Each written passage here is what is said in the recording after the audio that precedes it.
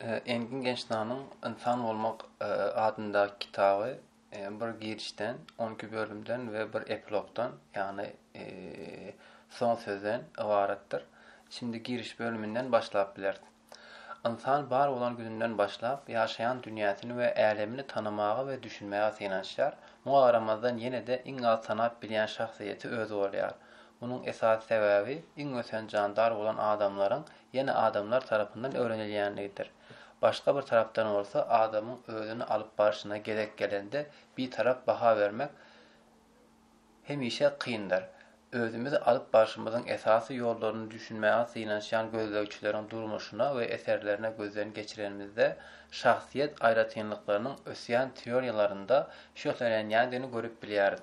Misal üçin Freud'un adamı agresiv ve veyran edici jandar hükmünde kesitlemegi bilen onun çeyi ve pesimist şahsiyetinin arasındaki meňzeşlik köp tanqidçilerin ünüsünü özüne çekti.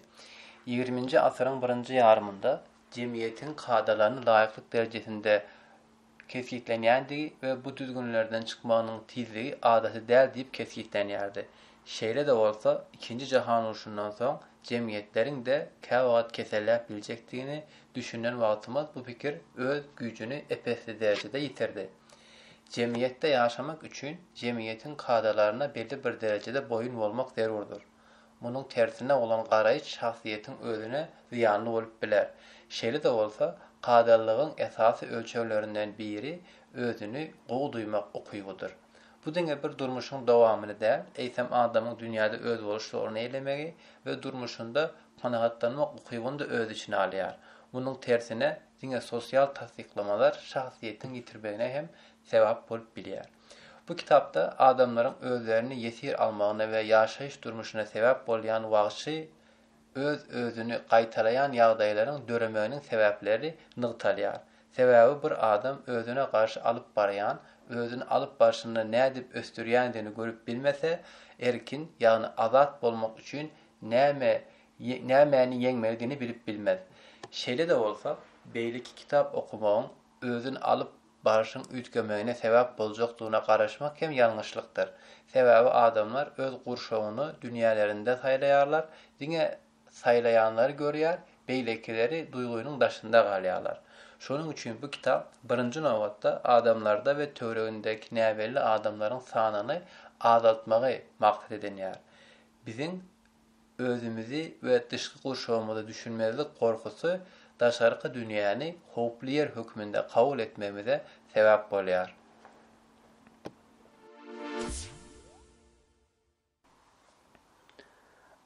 Engin Gençnan "İnsan Olmak" kitabynyň 2-nji bölümini şahsiýet we jemgyýet döwlet meselesi üstünden dowam etdirýär. Tebigatyň gorkunç güýjüne garşy durmak için adamlar beýleki adamlar bilen birleşip jemgyýeti, ýagny döwletleri döretdiler. Şeýle de bolsa, jemgyýetleriň ösmegi bilen adamlar tebigatdan kem-kemden aýrylmana başladylar. Emma munyň netijesinde ortaya çykan ýalňyzlygy ýeňip geçip biljek täze bir birlik tapyp bilmediler. Şeýle de bolsa, adam ösen jemgyýetleri bilen beýle kanagatlanarly gatnaşyk kurup bilmedi we jemgyýeti tebii çäklendirýän başga bir gorkunç güýç hökmünde kabul etdi. Şonuň üçin tebigatdan azat bolmak sığınanşynyň netijesinde bu gerek özüni jemgyýete mätäç hasap etdi. Sebäbi adamlar ýalňyzlykdan gorkýardylar we beýleki adamlar bilen bile bolsalar howplardan goraljakdygyny ynanýarlardy. Hakykatdan hem adamlar beýlekler bilen bolanda köp zady has gowy edýärlerdi. Emma ýene öz içinde ýalňyz bolan insan ýaşaýan dünýäsine garşy batyrga söwüşmesi gerekdi. İlkinji adamlar rehimsizdi. Özüni goramak üçin şeýle bolmalylardy. Emma beýleki adamlara ziýan bermekden lezzet almak meýli uruşlary bilen başlady. İlk başta bu diňe uruşda baştan geçirilýän duýgudy we taýpanyň içinde kän bir agresif hareketler bolmaýardy. Şeýle de bolsa uruşda öldürmek öğrenen adamlar onu parahatçılıkla da ulanmana başladılar. Davalar tarapların birini yok etbilmegi bilen barha köpelýärdi. Sebäbi şol döwürde kanun ýa-da kadaýet ýokdy. O adamları öz gezeginde agalarynyň birinin özüni alyp barşy barada öz pikirlerini we hükümlerini açaçan beýan edip bilýärlerdi. Adamın cemiyetleşmegi neticesinde özünü korumak maksadı bilen agresif, özün alıp başı görünmeyene başladı. Şeli de olsa adam özüne kaldırılsa başkaları öldürmek ve emleğine eye olmak hakta pikir etmeyer. Söwüşçü tarap diňe küşgürlende ýa-da päsgelçilik döredilende täsirli bolýar. Jemgyýetleriň döremegiň adama uruş hakda öwredendigini ýatdan çykarmaly däldir. Bu onuň beýleki adamlara bolan gyzyklanmasynyň ösmegine hem sebäp bolupdyr. Öňkü ýa-da köne jemgyýetlerde özüň alyp başyň köpüsi beýleki adamlaryň islegini kanagatlandyrmak için edilýärdi. Adam üçün mühim bolan dostlar, düşmanlar ve beýlekler özlerini emele getirýär. Beýleki bir tarapdan häzirki zaman jemgyýetleri adamlaryň barlygyna göz ýetirmegi we içki durmuşyna laýyk hereket etmegini ileri tutýar. Gysga wagtyň içinde jemgyýetçilik üýtkäp durýan şertleri adamlary çat karar vermäne mejbur edýär. Şeride bolsa erkin saýlamak meselesinde häzirki zaman dünýäsiniň şertlerini tayin däl adamlar diňe adaty tasdiklanajak we düzgünlere laýyklygy kesgitlenýän kararlar berip bilerler. Gündelik durmuşymyzda käbir artykma çükleri hemmämiz bilýäris. Radio, telewizioniýa we gazetler istesek islemesek de olar her gün biziň bilen birlikde. Şeýle de bolsa biz hakykatdan hem ýadatýan zat gündelik durmuşymyzda duýman galýan maglumatlaryň we gyjyndyrmalaryň köp bolmagydyr. İkinci Jahan Uruşundan bäri häzirki zaman jemgyýetleri özleri bilen üýtgeşik bir hadisany getirdi. Adamlar öňkülerinden has gysga ýüzlei gatnaşyklara ýykyn edýärler. İnsanyň başga adamlar bilen gatnaşygy en atasyndan başlaýar. Bu şeýle birleşmekdedir welin, galdyrylýan käbir ýyllary ömür boyu dowam edip biler we ullaryň dünýäsini, düşünjesine täsir edip biler. Adamyň hakykatlaryny düşünmek, onuň evolýusiýasyna baha bermegi hem öz işini alýandygy sebäpli esasy mowzumuza geçmeden ozal ena tanyň we çağanyň arasyndaky gatnaşyklary umumy manada gözden geçirmek peýdar hasaplaýar. Munyň üçin ikinji bölümde enatalar we çağalar bölümini bilen dowam edeceğiz.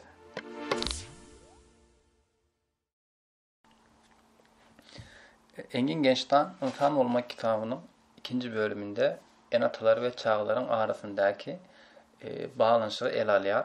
Dünyada hiçbir canda täze doğulan bebek ýaly ide we gorawa mätäç däldir. Çağanyň adam gurşawynyň we esasanam ejäniň oňy we negativ gylyk häsiýetleri ömür boyu hemişelik ýydarladygy galdyryp biler. Adamyň özüni alyp barşynyň emele gelmeginde nesil we taşky gurşawyň paýy entek keskitlenmedi. 20-nji asyryň birinji ýarymynda psixanalizm we ondan gelip çykýan teoriýalaryň täsiri bilen özüni alyp barşyň aýratyn daşky gurşaw gatnaşyklarynyň önümi we nesil ýydarlamagyň diňe beden aýratynlyklaryny keskitleýändigi baradaky pikirlik agdyklyk edýärdi. Freud durmuşyň 2-nji ýylyndan çağanyň akyl we beden taýdan kanagatlanmagynyň esasan aglyň üstü bilen we emdirmek arkaly bolýandygyny aýtdy. Bugün umumy kabul edilen çaklama da budur. Şeýle de bolsa çağanyň ruhu zerurilyklarynyň diňe hareketli, aglyň hareketleri bilen çäklenmeli däldigini öňe sürýänler de köpdür. 1960-njy ýylda Amerikanyň Birleşik Ştatlarynda geçirilen gözlew synagynda täze doğulan bäbekleriň hastahanada ullaryň ýürek seslerini dinlänlerinde bu bäbekleriň köpüsiniň ağlamagyna bet edendigi we käbirleriniň uklap galan duýuda çykaryldy. Ondan soňky geçirilen başga bir gözewçilikde eneleriň çağalaryny döşüniň çep tarapynda ýürek meýdanynda tutýandyklary bellendi. Munyň sag elin agdyklyk etmeginiň tebii netijesi bolsa bile çep elli eneler hem çağalaryny çep tarapda saklaýandyklary aýdylýar. Bu gözewçilikleriň esasında döredilen çaklamalara göre çağa doğulandan soň bir näme ýatkynlykdaky titremelerini duýan enäniň ýürek urgusunu duýmalydyr. Bu rahat we ýyly göwrellik bilen üpçün etýän howpsuzlyk gurşawyndan birden mahrum bolmakdan döreýän rahatsyzlygy bölekleýän we böylelikle ýeňilleşdirýärdir. Kämillik ýaşyna ýetmedik enatalar çağa çydap bilmezlik aladasyny başdan geçirýärler. Bu alada enata da çağada negativ gylyk häsiýetleri ýüze çykmazdan ozal enatanyň gorkuýuny we hatta qaharını getirýär. Haçan da bu duýgularyň dolanyp bolmajak bolsa, çağalara ilk başdaki özünü alıp başını görkezilmeýär we netijede çağadan şoňa meňdeş reaksiýalar ýüze çykýar. Şeýlerik bilen enatalar özleriniň negatif garaşýan zatlaryny düşünmän, özlerini alıp barışları bilen düşünýärler. Häzirki zaman nikahlary adaty öňkü nikahlardan tapawutlanýar. Bu nikahlarda dostluk elementi has güýçlüdür. Şonuň üçin paylaşylýan zatlaryň sany hem köpdür. Erkeklerin ve ayarların dünyası birbirinden katı bir ayrı değildir. Şeýle de bolsa, beýle nikahlarkä wagt garaşlılığa ve rol bulaşıklygyna sebäp bolup bilýär. Ene ataların köpüsi köpülen çağalaryny nähili söýýändiklerini aýtýarlar. Şeýle de bolsa, çağanyň söýgä bolan mätäçligi sözleri bilen kanagatlandyrylmaýar. Adam söýmek hakykatlaryny düşünmäge, synanşmagy öz için alýar. Çağanyň özüni ýeki öde dolandyrma ukyby ýokdur. Näme edip biljekdi ýa-da edip bilmejekdi barada öwredilmelidir. Ýalňyşy jezaýy da bagyşlamak ýylar. Çağa üçin bagyşlamak enatanyň söýgüsini täzeden alýar.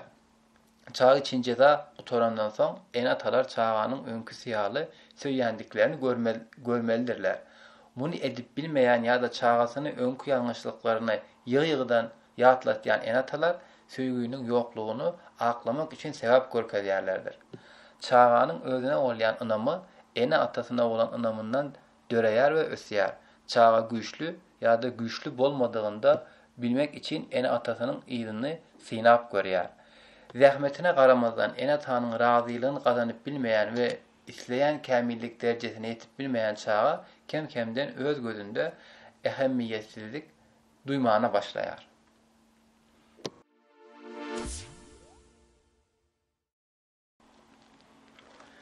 Engin Gençler İnsan Olmak kitabının 3. bölümünde adamlardan korkmak meselesini devam ettirýär. Beýleki adamlary bilen bile bolunanda elmide ama tolgunyan käbir adamlar vardır. Bu duýgy özleriniň şeýle bir bölegini öwrüldi welin ona gorky diýip häslet atlandyrylýar. Beýleki adamlar baştan geçirýänlerini düşünüp bilmezler. Sebäbi köpülenç özleriniň gynçalyklaryny örtüp bilýärler. Sebäbi adamlar köpülenç dil bilen aýdylýan däl, hereketlerle kän bir ähemmet bermeýärler. Wagtal hayran galmak ýa-da bir näme gözök sözler olara wagtlaýyn ýeňillik berse de, tiz wagtdan ýene gynçalyk duýup başlaýarlar. Bu duýgulary baştan geçirýän adamlaryň çağalyk döwürleri gözden geçirilende, olaryň çäklendiriji, aşa gorogly, red edýän, jidalandyrýan, bir-birine laýyk gelmeýän we şoňa meňdeş enatanyň garaýşlarynyň bardygyny ünüs berilýär. Bu garaýşlaryň umumlygy artykmaç ýa-da açaçan bolsun, hormatyň we söýgüniň ýoklugynda görülýär. Çağa enatanyň özüne adalatly çemeleşmeýändiklerine ýa-da özlerini giňeltmek höküminde kabul etýändiklerine düşünüp özüni ýalňyz we ejiz duýar. Onda bar bolan düşmançylykly meýiller başgalary bağlanışdyrýan adam görnüşinde baştan geçirýär we bu duýgu näýilelik diýilýär. Adamyň negatif duýgularyny huşundan daşlaşdyrmak üçin edýän tagallary döredijilükli we dözüjükli meýilleriniň yapılmagyna, şeýle hem negatif duýgularyna sebäp bolýar. Adamlar söýüp bilmek, olar bilen iş çalışmagyň usullaryny östürmegi talap edýär. Munyň manysy düşmanlar ýaly östürilmeli gorunuş usullary däl-de özümizi dogruçul we açaçan ýaşamak üçin batyrlykdyr. Hilegar duýgular adamlaryň bize yetmegine päsgel berýär we biz olar yetip bilmeýärdi. Sebäbi olar hakyky bizde däl-de görkezýän taraplarymyzda kabul etýärler. Netijede özümizi kabul edenimizi duýup biler, sebäbi bu hakyky özümüz däldir.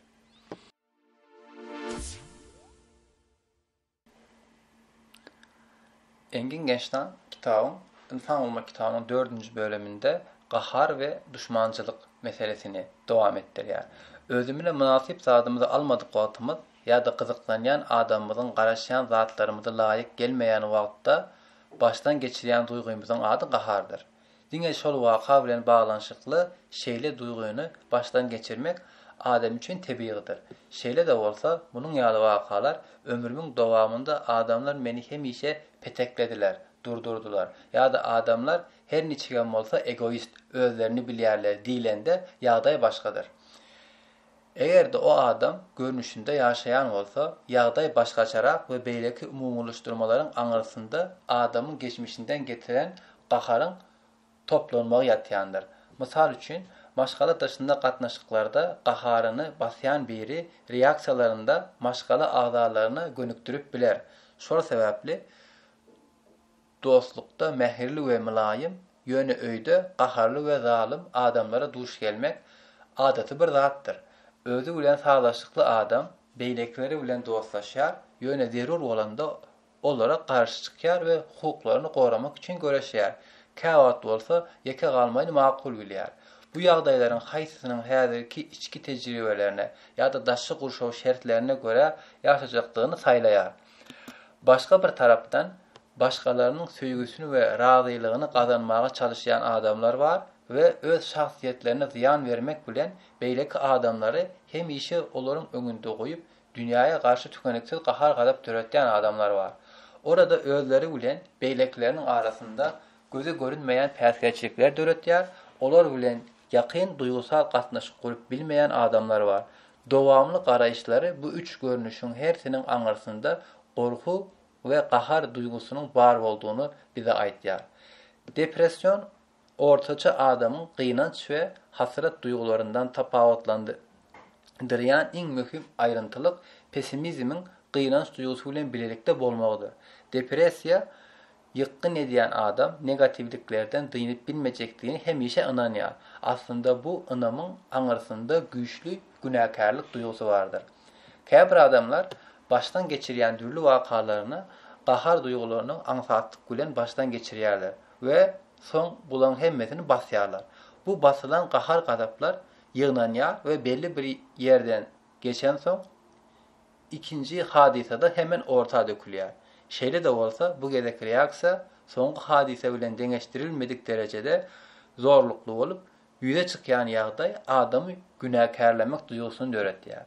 Bu günäkärlik soňraky gahar gadap reaksiýalarynyň täzeden patlaýança basylmagyna sebäp bolýar we şeýlelik bilen ýygnamak, ýygnamakdan zyňmak, zyňmakdan günäkärlemek, günäkärlemekden gaýtadan ýygnamak öz içinde gaýtalanmana başlaýar. Bu aýlaw Freud'un cezalandyrmagyndan gorkup gaçmagyny ýylgyzarly ýyla süýşürýän, ahyr soňy ýygnanan zyňdylary boşadýan we şonuň üçin özüni günäkär duýan çağany kesgitlemesini ýada salýar. Başga bir söz bilen aýdylanda ziyandan gorulmagy saýlaýamaýar, saýlanýar. Şeýle de bolsa, böyle adam saýlaýanlar ýa-da şöhratlandyrýan adamy ibadet etmeli, pasif garaşly ýa-da özlerini ret etdiklerinde duýup girip bolmaýajak galany basyp yeňiş gazanjaklaryny pikir edýärler. Şeýle de bolsa, Huda ýa-da gala ýok, diňe gorkýan we içeri girýän adam bar.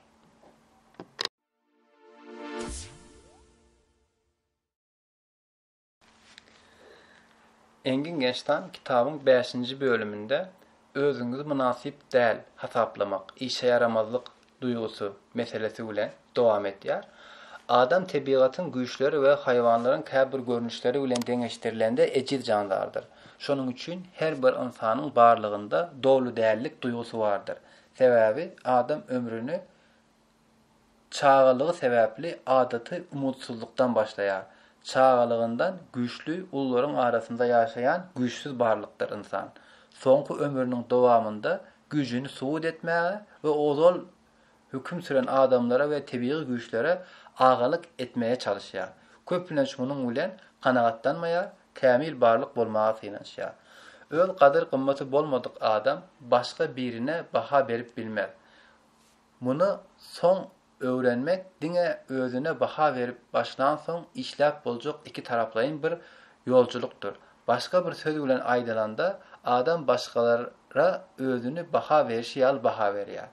Beýleki adamlaryň hakykatdanam tarpa goýýandyklaryny duýup özünü kımmatlı hesaplayar. Yoksa başka bir adamı şöhratlandırmak bilen özümüzü kemsitmek ne ona ne de özümüze baha vermektir. Bundan başka da şeyle yağday düşmançılık meyillerini ve özünü ehemmiyetsizlik duygusunun anarısında günahkarlık duygularının bağırlığını haskem güçlendirir. Özünü yukarı dereceli adam hükmünde kabul eden adam teoriyondakilerin sehelçe tanıklıklarına çıdap bilmez. Tankitlarına çıdap bilmez. Dünya utaran yağlı, hakiki özünü yüzvey etmeyene sebep bolyan yağdayları baştan geçiriyor. Şeyle sebepli bu sonucuna ziyan yetirip bilecek yağdayda duçar bolanda yağda duyulsa bu yağdaydan kaçmaması inaşıyor. Kaçıp bilmeyen yağdaylarında özünü ehemmiyetsiz duymağın arkasındaki düşmançılıklı meyiller onun elinden çıkıyor ve bu sonucuna zarga urulanda ağır alacak oluyor. Özünü has yukarı hesaplayan ve hakiki meselesini çözmeyen insan özünü tanıdığına inanıyor. Ama özünün kadir kımmatsızlık duygusunu gideremeyer. Güç batırlığı talep eder. Batırlık öz hakikatlarınıza karşı durmak o kuyumunu öz için alıyor. Özünden uzaklaşmak bahasına kazanılan güç hakiki güç değildir. Kimdir biri ecizliğimizi yaşamaya batırgaylık bilen fırsatta kemsitleyen olsa bu onların problemasıdır. Özümüzün kemçilikli bir bölüğümüz bilen yüzbeyiz olmak kabul edip bilsek bu bölüğümüzün belli bir vakitten sonra yitip gitmeyi has ihtimallidir. Bunun için köplenç anlamak gerek olsa da kâvagat çözük öz özünden ortaya çıkıyor. Şeýle bir ýagdaýy başlamak adamlar bilen gatnaşyklarymyzda has täsirli bolmagy mümkinçilik berýär. Sebäbi özümizi çydamly bolanymyzda beýleki adamlaryň kemçiliklerini has ansat kabul edip bileriz. Şonuň üçin olara hakykatdan bir zat berip bilendigimizi buýsanmana başlar. Bu özüňi halamak duýgusundan has başga bir duýgudur.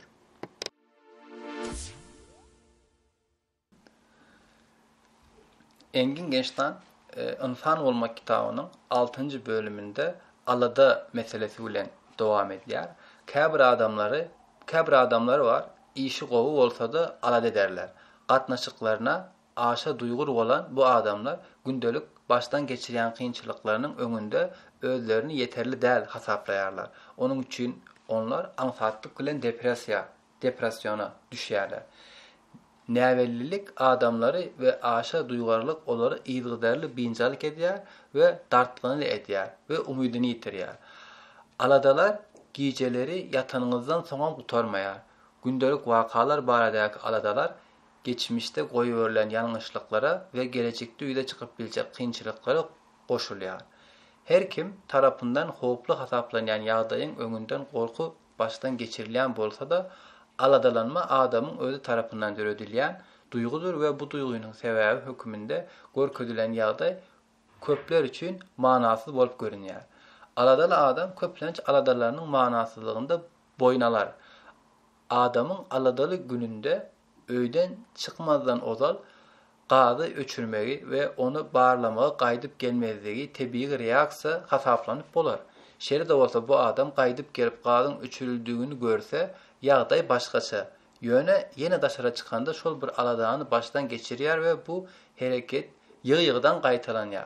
Aladaly adamlaryň zatlara seredişi gaty pesimistdir. Gündelik meselelerin dünýäni kurtaran ýaly ýaşarlar. Öz wakalarynda bolşy ýaly beýleki adamlaryň durmuşyna garaşan zatlary hem hemişe negativdir. Şeýle hem daş törekdäki adamlary öndürýän betbagatçylykly senariýolary bilen doldurýarlar. Aladanyň ýokuşýan duýgu bolmasy sebäpli aladaly adam köplenç töwerendäki adamlar öz ulgamyna girizmäge başlaýar. Şeýle de bolsa gyzykly gapma garşylyk güýde çykýar. Aladaly adamlar bir tarapdan aladalary bilen lalaşýanlara gahar duýýarlar we beýleki tarapdan özlerine çynlakay garamaýandyklaryny onlar aýyplaýarlar. Hormat goýýarlar we inanýarlar. Sebäbi olar bilen bile çäklenmeýärler. Aladaly adam özüni ukypsuz we yetersiz hasaplaýar. Bu hasaplawanyň aňarsynda düşmançylyk meýillerinden gelip çykýan özüni ýigrenmek duýgulary bardyr. Adamyň aladalaryndan halas bolmanyň ýeketäk ýolu öz barlygy üçin jogapkärçilik çekmekdir. Bu jogapkärçilik zerur bolanda beýleki adamlaryň goldawyny we kömegini almagy öz içine alar. Şeýle de bolsa ejizlik duýgusundan döreýän aşa garşylyk meýilleri we gahar gadaply adamyň özüne berilýän goldawy bahalandyrmadygyny kynlaşdyrýar. Başgaça aýdylanda aladar adam bermäge ýa-da almagy okuyupsuzdur. Berilen zatlardan razı bolup bilmez ve ehli jogapkärçilikleriniň töweregindäki adamlar tarapyndan yerine getirilmegine garaşar. Özüne jogapkärçilik çekmek diyen hemişe görülýän düşünjäni düşündürmeden ozal adamlaryň öňüni almaga synaşýan käbir beýleki usullaryny jikmejik ara alyp maslahatlaşmakda zerurlugyny görýäris.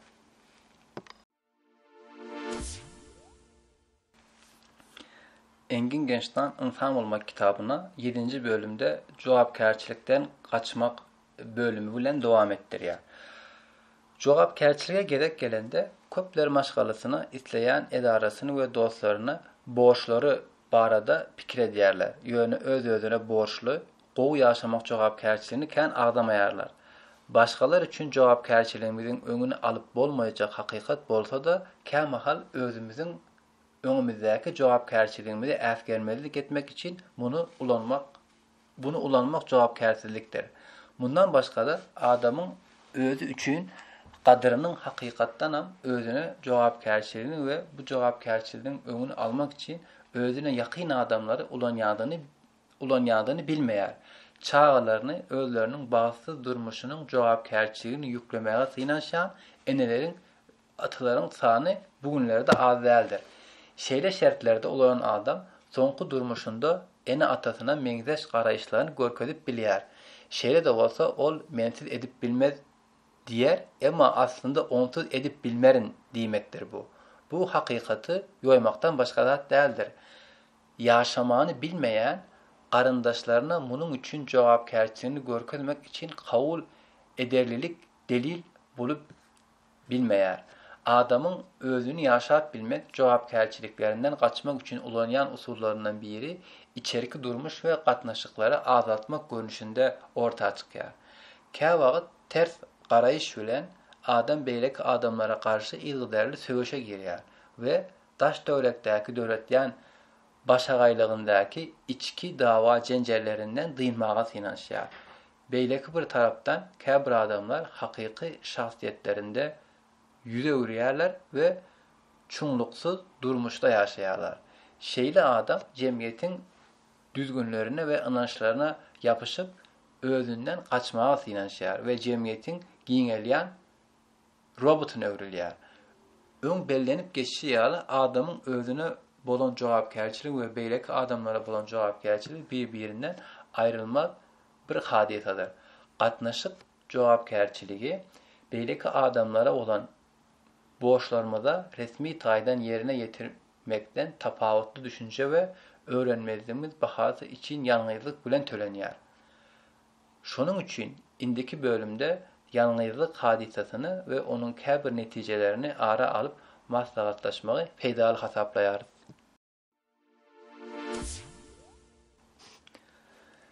Engin Genç'ten İnsan Olmak kitabının 8. bölümünde ýalňyzlyk meselesi bilen dowam edýär. Ýalňyzlyk meselesini aýdynlaşdyryp bilmek düşünjäniň çylşyrymlylygy sebäpli käbir kynçylyklar getirýär. İlki bilen ýalňyzlyk şeýle bir agyrly we gorkunç duýgu bolup, adamlar ýüzbeýüz bolmazlyk üçin ähli tagallalar edýärler. Hatda psikiatristlaryň bu meseleni dogry ýa-da soňuna çelli çözendiklerini aýdyp bolmaz. Bundan başga da ýeke ýaşaýan adam görnüşindäki anyk ýalňyzlyk öz jemgyýet toparynda daşlaşmak görnüşindäki ýalňyzlyk, daşky gurşawyň täsiri aslında ýüze çykýan ýalňyzlyk adamyň daşky gurşaw bilen gatnaşyklaryny azaltmak arkaly başdan geçirýän ýalňyzlygy, adamyň özüni tanamaýan we ýalňyz duýan hakykaty ýaly bir-birinden düýp göter tapawutlandyrýan tejribeleriň hemmesi ýalňyzlyk sözü bilen aňladylýar. Hakyky ýalňyzlyk hemmeleri gorkudýar. Munyň tersine ýeke bolmak gorkusy bir adamdan beýlekisinden tapawutlanýar. Käbir adamlar üçin sehranın çäksizligine syn etmek hem korkunç duygular döretýär. Hem de tebigat bilen ýeke olmak kanagatlaryny bir tejribe bolýar. Käbir adamlar düýüp göter, dummakdan howsala düşse de başga bir ýagdaý üçin köşeşdirici täsir edip biler. Bu tapawudyň sebäbi biziň ýaşaýan medeniýetimizden gelip çykýar. Häzirki wagtda adamlar beýleki adamlar bilen gatnaşygy şahsiýetine baha bermek we hatda öz barlygynyň aňyny ýaşamak bilen aşa täsir edýärler. Şeýle de bolsa, ýeke bolanmyzda adamyň dürüdüjülük güýçüni, işçilikdäki we akyl deň aramlygynyň yaramazlaşmagyna sebäp bolup biljekdigini çaklamak we baha bermek birimimiz bar diýip bolmaýar. Özüňi söýýän narsist adam peslik duýgularyna başdan geçirip özüne hayran galdyrýan ýaly hareket edýär. Özüni aç-açan ýa-da aç-açan öwýär. Bu öwgüniň beýlekilerinden gelmeýine garaşýar we hatda olary şeýle etmäne mejbur edýär. Onu tanqytlamagy synanşan adamlar erwet we düşmançylyklar hasaplanýar. Tanqytyň mazmununy ýatyrmak üçin sebäpler tapyp öz dogrulygyny ananýar. Beýleki adamlarda elmydama kençilik tapýar we kemsitýär. Aslynda onuň ýigrendigi öz hakyky şahsiýetidir.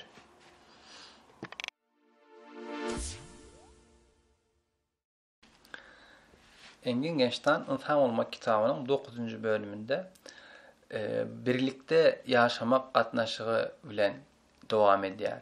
Öňkü bölümlerde aýdyşýaly enatalaryň çağany aça-çan reddetmesi, ýagny söýgüsiz ulatmasy ýa-da ondan kämil we kemçiliksiz özüni alyp başyna garaşmasy çağanyň şahsiýetiniň kämilleşmesini böwetleýär.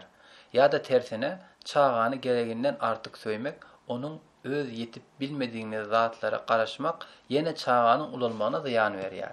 Şeýle kemçiliksiz garaýşlar çağanyň ösmegine päsgelçilik töretýär we özüni çäklendirýär. Şeýle çağa kämillik ýaşyna ýetende ýanyndaky adam bilen ýakyn adam gatnaşyklarynda we esasanam garşy jins gatnaşyklarynda öz ýitiren çäklerini doldurmaga synanşýar. Başga insan bilen birlikde ýaşamak şeýle bir güýçlü häsiýetdir welin, käbir adamlar duýgu dünýäsini tutuşlugyna we hyjybyň töwereginde ýaşaýarlar. Şeýle adam ýeke bolmagyna çydap bilmeýär. Gatnaşyk dowam etdirmek başlamakdan has kyndyr. Gatnaşyk senden özüňi görkezmek üçin batyrlyk talap edýär we zerur bolan käbir görüşler talap edýär. Şeýle de bolsa erkek aýal gatnaşyklarynyň köpüsinde taraplar biregi ýitirmekden gorkup duýgularyny aşy gözöçilik edýärler. Birlikde ýaşama gatnaşyklaryna köplenç ýoldaşlyk etýän güýçlü duýgu gawançanlykdyr.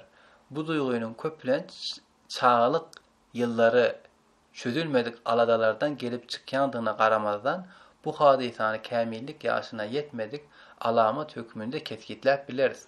Wagtal gawançanlyk käbir adamlar üçin göwünjeň täsir edip bilýän hem bolsa real däl hadisalaryň sebäbi hökmünde günäkärlenme gaty köp we bu ýandan hem adama bolan hormatyny ýitirýändir.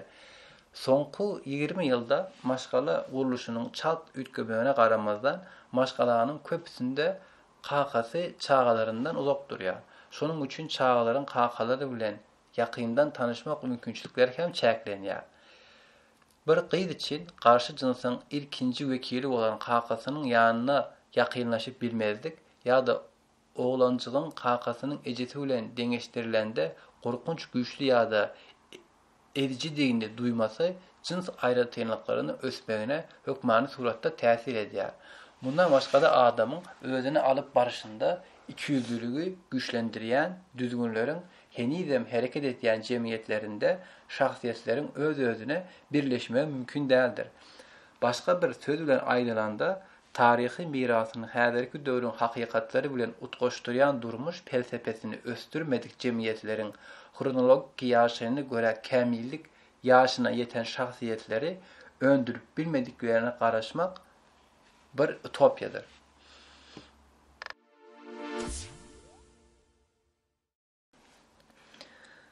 Engin Genç'ten İnsan Olmak kitabynyň 10-njy bölüminde nevrotik öz içinde aýtalanmak meselesi bilen dowam edýär. Önkü bölümlerde aýratyn söz başlarda ara anlıp maslahatlaşylan amallar aslında bir-birine bağlı hadisadır. Ena tanyň nädogry garaýyşlar netijesinde käbir adamlar ulularyň durmuşy üçin zerur kılık häsiýetleri yeterlikli öwrenip bilmeýärler. Hopyň ilgileri bolmagy we duýgunyň daralmagy adamyň ähli üntüni özüne gönükdirmene sebäp bolýar. Nevrotik adam hemişe öz duýgulary, öz umytlary we kynçylyklary bilen gyzyklanýar. Özüni alyp başynyň ilgiderli biperwa bolmagyna garamazdan şeýle durmuş ýörelgesini dowam etdirmegi nevrotik wagşy öz-özüni gaýtalanýan häsiýet diýip adlandyrýar. Bu gapma garşylyk hakyky däl, hoplara ilgiderli düşünmekden we aladalardan gysga wagtda duymak isleginden döreýär. Nevrotik adamyň başga bir gyzykly aýratynlygy şol bir ýalňyşlyklary gaýtalap durmak meýlidir. Nevrotik adam egoist we gatnaşyklarynda bir-birine gawat gelmeýär. Meselelerin bilelikde çözülüp bilinjegini öwrenmeýär. Nevrotik adam öz hereketleri üçin jogapkärçilik çekmeýär. Töweregindäki wakalaryň meýletin däldigine we olara ýolbaşçylyk etmegiň ygtyýaryndadygyna ynanýar. Duýgularynda günäkärlik we gahar agdalyk edýär. Söýgüni tanamakda kynçylyk çekýär we hemişe özüni aklaýar. Wakalary nädogry düşündirýärkä özüni alyp barşyna ýolbaşçylyk etmekde ylgydarly bökdeşliklere duçar bolýar. Nevrotik adam hemişe özüni synlaýar. Özüni aşa tanqidlaýar, özüni kiçik we ähamiýetsiz hasaplaýar. Nevrotik açaçan agresif meýilleri dürli usullar bilen ýüze çykyp biler. Öz-özüni söýmegiň netijesinde öz ajaýyplygyna ynanýan nevrotik adam bu şöhraty gazanyp bilmedikleri üçin beýleki adamlar kemsitýär, dünýäni bolşu ýaly tanqidlaýar ýa-da başgaça aýdylanda hakykatdyr. Beýlekler beýleki adamlaryň problemleri bilen içkin gyzyklanýan ýaly garaýyşlaryny östürýärler. Öz-özüni tanamak, özüni ýaşamaga we zalim halklardan azat bolmaga batyrlygy keskitleýär.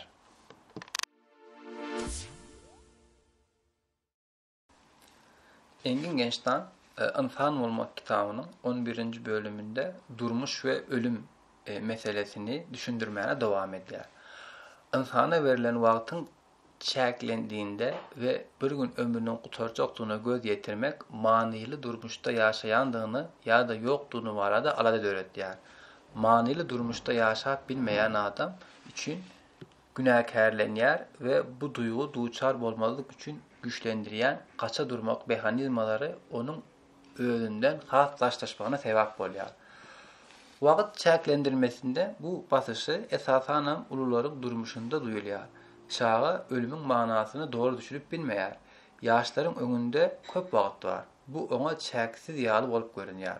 Durmuşyň ugurlaryny keskitleýän karar vermelik adalary we erkinligi bilen birlikde ýaşaýar. Eýe bolmak meýili milyonlarca ýyllar adam evolýusiýasynyň miras galan bölegidir.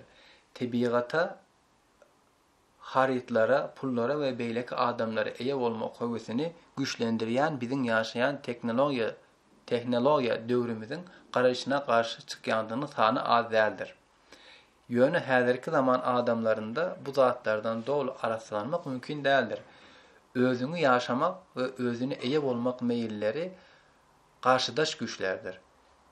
Her bir adamda bunlaryň ikisi de bardyr. Käwagt özümizi mümkin bolduğunca ýaşarys, kämahal eýçilik köwesinde boyun olarys. Bularyň biriniň beýlekisinden bolan gatnaşygy mühimdir. Pula olan howesi bolan adamlar bar bolan mümkinçiliklerine laýyk durmuşyny gurup bilmeýärler. Sebäbi olar üçin pul gowy ýaşamak üçin kural däl-de doldurup bolmajak boşluklary doldurup biler ötýärler. Eýe bolmak meýli adam tebigatynda miras galan bölegi, ýani ona bar zady bilen bilelikde ýaşamak arkaly bir dowamlylygy öwredip bilýär. Dünýäde iki görnüşli adam bardyr. Ýaşaýanlar we ýaşaýanlar synlaýanlar we tanqidlaýanlar. Tomaşa ölümi ýaşaýyşyň içinde garaşmak da durmuşyň anlamyny bize düşündirýär. Ýaşamak özüňe we durmuşa işen gatnaşmaga kesitleýär. Munyň özü öz jogapkärçiligini başgaça aýdylanda adamyň durmuşuna mana goşmak jogapkärçiligini öz içine alýar. Jogapkärçilik öz üstüne alýan adam erkin bolar. Erkin adam az korkar ve onun içinde söýüp biler.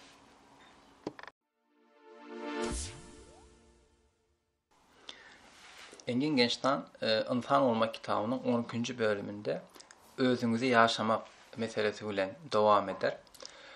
Ona göre käbir adamlar özünü ýaşamak isleýän adamyň jemgyýete garşy özüni alyp barşy östürülmediğine ve şeýle ýagdaýda şol adamyň jemgyýetde üňeleşmegine sebäp boljaklygyna ynanýar. Şeýle de bolsa özüni ýaşamak isleýän adam dowamlylyga jemgyýetde däl de özünden başlaýar.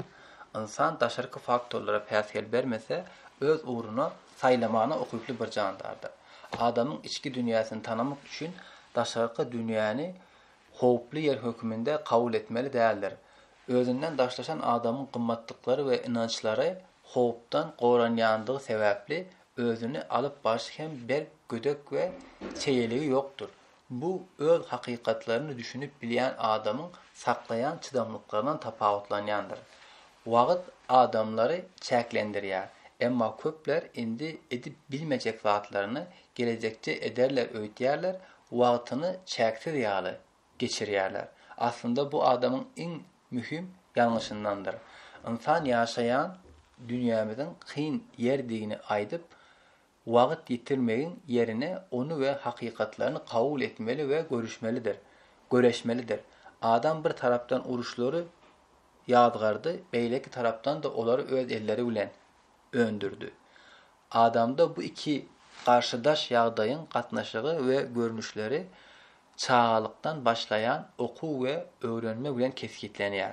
Adamyň esasy tebii aýryntyklaryna gadagyn edilmegi we ýoýulmagy ýa-da beýlek adamlaryň hukuklaryny hormat goýmagy öwrenmegi sebäpli agressiw we weýran edici meýiller işleňleşýär. Düşmanlyk meýillerini tanap ve kabul edip başlayan adam özüni alıp başynyň öňüne ziyanlandygyny görüp başlaýar we oňaýsyz bolýar. Hemme zadyň logika ve erk bilen çözülüp biljekdigine inanmak ýalňyşlykdyr. Bu gurallaryň diňe biri we ýeke ulanylanda ona mejbur edýär. Logika we içeriki islew bilen birleşdirilende mana gadanýar. Bu gadanylmasy özümize laýyk gelmeýän maksatlar üçin özümizi alyp bararys. İslew we okyp birleşer. Zehin bolmasa islew bolmaz. Arasda logika esaslanýan kararlar hakykatymyza laýyk gelmez. Hakyky söýgü beýleki adamlary özümiz ýaly däl de özümiz ýaly söýmegi başarmany öz içine alar. Başga bir söz bilen aýdylanda beýleki adamlaryň saýlamalaryna edil özümiziňki ýaly söýüp bilsek söýgü bolýar. Ýöne söýgü ýekece tejribe däl de bir dowamlylygyň netijesidir. Şeýle de bolsa ýaşamak we söýmek tutuşluğunu ayrı hadiseler däldir. Özümüzün ýaşap agdybirligimize bir zat goşup biljek ýerimizde söýgü bardyr.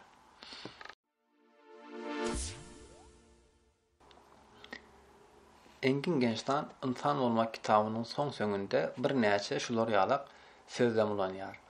Häzirki döwürde adamlaryň iki ters meýil bilen dogulýandygyny anlanýaryn. Bir tarapdan dostlugy, söýgüni we hyzmatdaşlygy öz içine alýan isleg beýlek tarapdan egoistliga, weýrançylyga garşy itiler. Hemme zat taş töreginde gowy bolsa da öz durmuşyny bozýan adamlar gaty köpdür. Çağalyk döwründe söýgü umydyny ýitiren adamlarda daşarky weýran edici meýiller has köp duş gelýär we bir gün söýgü we makullamak umydyny saklayanlarda öz-özünü helaklemek meýilleri has ýygy duş gelinmäne başlaýar. Eýe olmak meýli diňe bir emlak we pul bilen çäklenmän güç we beýleki adamlara bolan höwesi hem ýanynda getirýär. Kitabın käbir bölümlerinde bellek geçişim ýaly birinin konstruktiv meýillerini weýran edici zatlardan agdaklyk etmek ukyby diňe başga birinde bir zat bermäge synanşygynda gadanylýar. Emma köp adam yaralanmaktan korkanlığı sebäpli muny beýleki adamlardan we özlerinden üzüňeleşdirip yetip bolar öýtmeýärler. Käbirler bu meselede üstünlük kazanıp bilmezler. Sebäbi bermek düşünjesiniň giň manysyny düşünüp bilmeýärler.